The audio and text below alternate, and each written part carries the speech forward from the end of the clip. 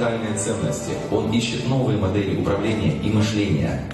Сейчас он в Крыму, на родине, вместе со своим народом преодолевает все трудности переходного периода. Он верит в светлое будущее своего народа. Власть и граждане будут жить в одном измерении. Движение Крым с уверенностью говорит: наши дети будут жить в счастливой России, цветущем Крыму.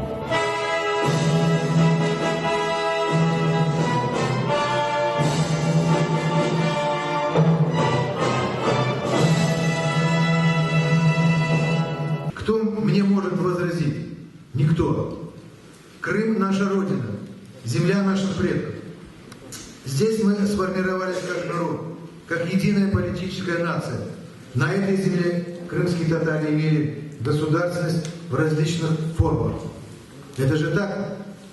Раз это так, то мы обязаны, в какой бы ситуации ни находились, помнить свою историю и в самые сложные судьбоносные периоды взвешенно и ответственно относиться к принятию решений, касающихся настоящего и будущего своего народа.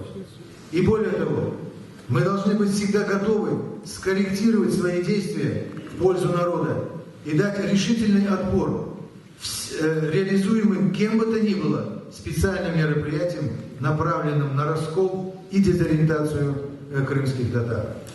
К сожалению, мы не всегда бываем готовы к этому.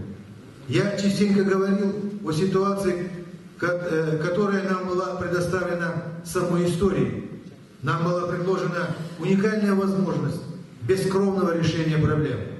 Но в самый нужный момент, 9 месяцев назад, у нас не хватило собственного эго, самоуважения, высочайшей ответственности перед крымско-татарским народом и жестко наступить на чашу весов в пользу своего народа, его сохранения, обеспечения безопасности его развития.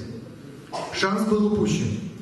Но мы продолжали заниматься риторикой, строить из себя слона, пытаясь влиять на геополитику и делать бесконечные и вредные для собственного народа заявления.